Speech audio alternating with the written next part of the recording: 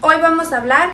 Hoy vamos a hablar Hoy vamos a hablar. Hoy les vamos a hablar Hoy le vamos a hablar Hoy vamos a hablar sobre la teoría de transición de poder.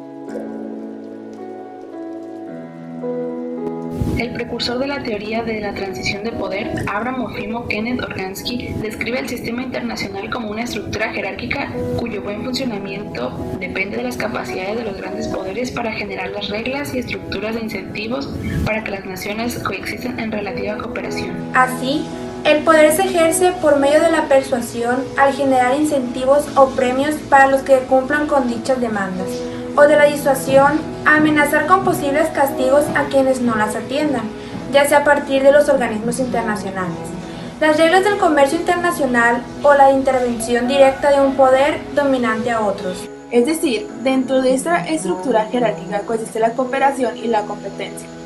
A diferencia de las teorías liberales y realistas que definen al poder como algo unidimensional en base a lo militar y lo económico, la TTP lo define en base de 3 dimensiones. La número 1 es el tamaño de la economía, es decir, la productividad del Producto Interno Bruto, o mejor conocido como PIB. La número 2 es el tamaño de su población, lo cual determina el potencial de trabajadores o de los militares. Y por último, la capacidad política, es decir, la efectividad del gobierno para extraer recursos de sociedad para alcanzar sus metas. de tal forma los países más poderosos serán aquellos que tengan la estabilidad en sus instituciones internas y el crecimiento económico en una población relativamente grande, que puedan un momento dado responder de manera contundente y con rapidez a las amenazas de las instituciones internacionales. Es importante mencionar que estas dimensiones o variables pueden cambiar en el corto y mediano plazo, es decir, no son fijas. Un país puede pasar de ser un poder mediano a ser un gran poder. Inclusive un gran poder puede convertirse en un poder dominante si cuenta con una población muy amplia y logra crecer en su economía y capacidad política. Desde esta perspectiva, la paz o el orden internacional dependen del grado de colaboración entre el poder dominante y las grandes potencias, de tal forma que se puedan mitigar los efectos de la anarquía. La colaboración entre los actores del sistema internacional estará en función de grado de satisfacción en el orden internacional, el status quo. Ello depende de la afinidad entre las instituciones políticas de los estados. Por ejemplo, países democráticos tendrán a hacer alianzas políticas, económicas y militares con países democráticos y menos alianzas con países no democráticos.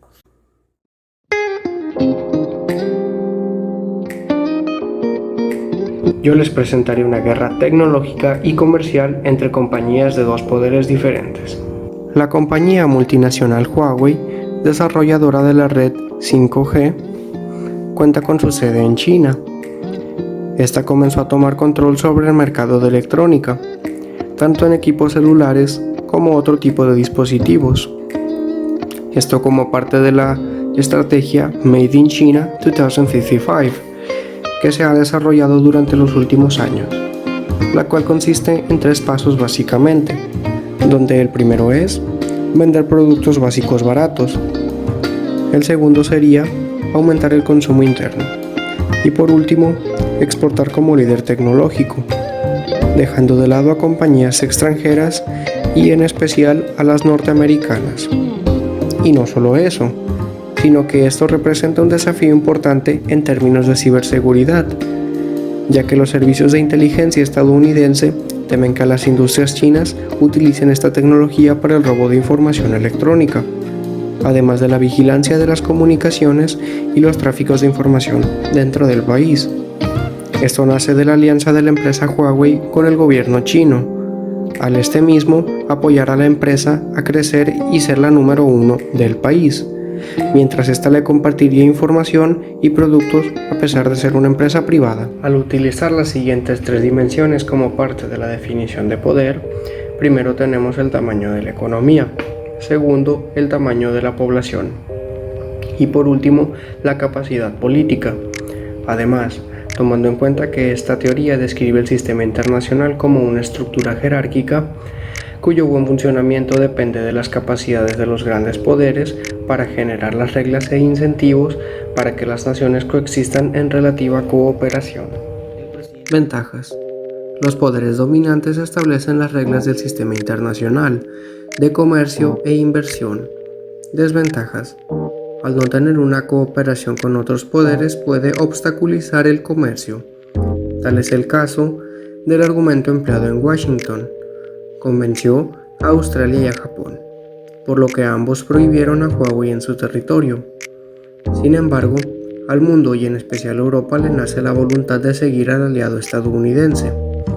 Otra de las desventajas, la teoría de transición de poder implica que los periodos de paridad de poder, es decir, cuando dos estados concentran la misma cantidad de poder relativo, se incrementa la probabilidad de un conflicto entre ellos. Huawei, de China, se encuentra luchando por conseguir el estatus de poder dominante y atravesando un proceso de paridad con industrias estadounidenses e incluso el mismo gobierno, entrando en conflicto con algunas industrias como lo fue Google. El presidente de Estados Unidos, Donald Trump, anunció intención de imponer un arancel de un 5% a todos los productos que su país importa desde México. El mandatario dijo que los aranceles aumentarían gradualmente hasta que se resolviera el problema de inmigración ilegal. ¿Y cómo actuó el presidente mexicano Andrés Manuel López Obrador? Pues invitó a su par estadounidense a profundizar en el diálogo y a buscar alternativas de fondo al problema migratorio. ¿Y qué fue lo que dijo André? Los problemas sociales no se resuelven con impuestos o medidas coercitivas. Sostuvo a la vez que invitó a funcionarios de ambos países a reunirse en Washington para llegar a un acuerdo en beneficio de las dos naciones. Así es. Por su parte, el subsecretario de México opinó que esa amenaza llevada en acción sería gravísima y México no se quedaría con los brazos cruzados, y esto refiriéndose al Tratado de Libre Comercio de México, Estados Unidos y Canadá, que entonces estaba pendiente de ratificación. Así es, Liz. El tweet de Donald Trump, ¿se acuerdan de cuál? Pues este tweet. Bueno, pues la Casa Blanca publicó un comunicado en el que detalla el plan de aumentar gradualmente los aranceles en México. Así es, compañero, pues según el documento, los impuestos que pagan los productos que México exporta a Estados Unidos pasaría del 5% al 10%, eso el 1 de julio, al 15% sería en agosto, al 20% el 1 de septiembre y después a un 25% el 1 de octubre. México tiene leyes de inmigración muy fuertes y podría detener fácilmente el flujo ilegal de migrantes, incluso devolviéndose a sus países de orígenes. No es la primera vez que Donald Trump interviene en México con el tema de los aranceles. En abril de 2019 amenazó también con cerrar la frontera entre los países. Sugirió que los aranceles serían un medio más efectivo para presionar a México para que hiciera más para controlar la migración desde Centroamérica. Así se relaciona con la teoría de transición del poder. A pesar de que este no es un país grande, su cercanía con el país dominante coloca a México en el principal beneficiario de su toma de decisiones políticas y estratégicas, ya que este ha sido su aliado y así se ha mantenido en el orden internacional. El poder que ejerce Estados Unidos por medio de la disuasión al amenazar a México con posibles castigos, no las atiende. Las reglas de comercio entre los estados cambiarán hasta que México entre en cooperación con el país vecino. Ventajas: quien esté en el poder dominante puede convertir a sus aliados como beneficiarios tanto en la toma de decisiones como estratégicas. México, como país vecino, se encuentra directamente beneficiado. Al existir esa cercanía, los problemas de Estados Unidos afectan directamente a México, sobre todo en la economía. Ventaja: un conflicto entre países poderosos que disponen de armas tecnológicamente avanzadas será de alto impacto y de corta duración. Desventaja: de la misma forma, la cercanía, México podría ser golpeado en la guerra del enemigo de Estados Unidos. Mi ejemplo es la influencia del poder dominante sobre los demás en la jerarquía. Les presento el caso Levarón y Estados Unidos intentando intervenir en México. La familia Levarón fue víctima de un ataque armado el 4 de noviembre de 2019 en el municipio de Bavispe, Sonora. Tras los acontecimientos, la familia Levarón acusó que los responsables habrían sido sicarios de cárteles del narcotráfico. Iniciaron una petición popular en el portal de la Casa Blanca pidiendo que los cárteles sean considerados terroristas. Según Donald Trump, su gobierno trabajaría para clasificar como tales a los cárteles mexicanos de la droga, pero sería un proceso largo, y ofreció al presidente Andrés Manuel López Obrador que permitiera a Estados Unidos y sus Fuerzas Armadas entrar a México para limpiar al país de esas organizaciones. Pero, ¿qué tanto afectaría eso a México? Sin duda, el que llamen terroristas a los mexicanos da una mala imagen a nivel internacional, y como menciona el canciller mexicano Marcelo Ebrard, México no admitirá nunca acción alguna que signifique violación a su soberanía nacional. ¿Puede intervenir el ejército de Estados Unidos en México? De acuerdo con la ley pública o ley contra el terrorismo, el presidente puede hacer uso de la fuerza militar para interrumpir, desmantelar y destruir la infraestructura utilizada para una organización formalmente llamada terrorista. Si relacionamos esto con la teoría de la transición del poder, podemos darnos cuenta que de alguna manera el anuncio es principalmente una estratagema nacional que busca incrementar el estigma sobre los mexicanos. Esta designación de terrorista permitiría al gobierno animar a otras naciones a hacer lo mismo, llegado al punto de aislar internacionalmente al país. En la teoría de la transición del poder, la distribución del poder no deja a Estados Unidos en el peldaño más alto de la jerarquía, siendo este una gran potencia que, a comparación de México, que es un poder mediano, debe ceder en ocasiones para que la satisfacción dentro del orden internacional conceda estabilidad a México. Dentro de las ventajas que existen es que se le da importancia a la alianza económica y política del país, pero en desventaja, en la distribución del poder, Estados Unidos, al ser el más beneficiado, maneja el sistema internacional con reglas que promueven sus propios intereses, es decir, que podría pretender llevar a cabo acciones movidas por objetivos que favorezcan en mayor medida a su país, sin ver cómo deja a México. Otra ventaja más sería que México se encuentra dentro de los países con satisfacción en la relación que tiene con Estados Unidos, pero podría decirse que su desventaja es que se tiene que proyectar para continuar cooperaciones de largo plazo, alianzas duraderas tanto en el ámbito militar como en el ámbito económico. Presentar el caso de Corea del Sur y su milagro económico que lo hizo pasar de un poder menor a un poder mediano.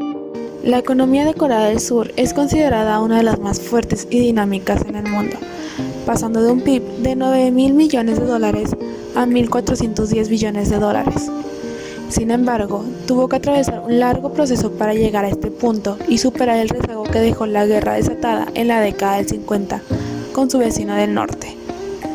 Kwon Duk-sung, jefe de cooperación y desarrollo de la Embajada de Corea, aseguró que la clave para hacer crecer su nación fue formar capital humano con grandes capacidades, además de apostar fuertemente en los chaebol, exponentes de un modelo empresarial basado en grandes conglomerados con presencia en distintos sectores económicos. Esas empresas le respondieron con inversiones, desarrollo, exportaciones y generación de empleo. Andrés López, director del Instituto Interdisciplinario de Economía Política, define a Corea del Sur como un modelo a seguir asiático en cuanto a milagros económicos.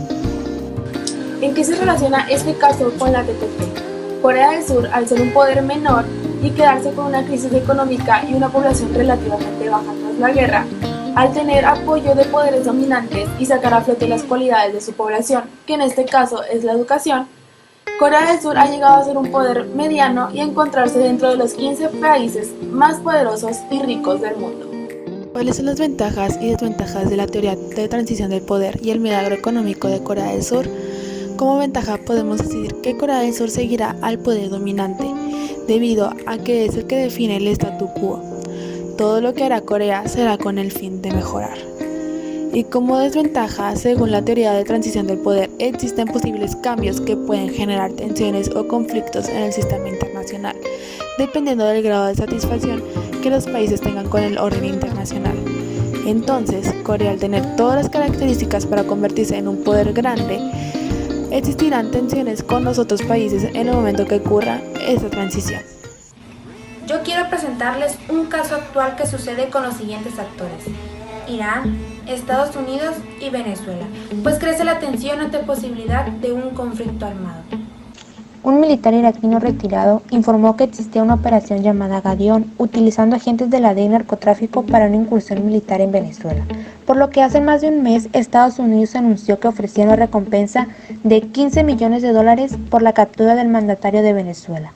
Por ahora, la supuesta invasión marítima sigue generando reacciones.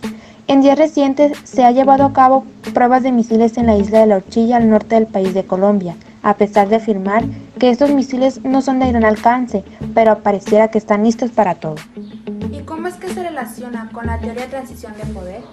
Pues Estados Unidos, como poder dominante, se encuentra coaccionando a un país mediano con el uso de armamento. Venezuela, por su parte, también tiene problemas para consolidar su crecimiento económico y el funcionamiento de sus instituciones políticas.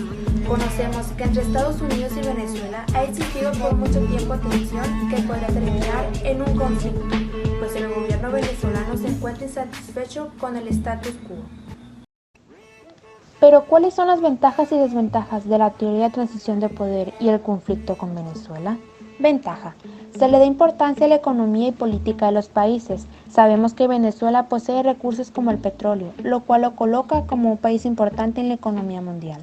Desventaja: por otra parte, el codiciado oro negro lo hace un blanco perfecto para que los poderes mayores pongan su interés en dicho país y busquen beneficiarse de sus recursos. Ventaja: los países democráticos tendrán oportunidad de hacer alianzas económicas, políticas y militares con los países no democráticos. El presidente de Rusia, Vladimir Putin, externó su apoyo a este país y así evitar la intervención de Estados Unidos. Desventaja: que el presidente Trump se muestre molesto por esta situación y para demostrar su poder se encuentra amenazando militarmente a Venezuela, aunque una potencia mayor como Rusia muestre su apoyo.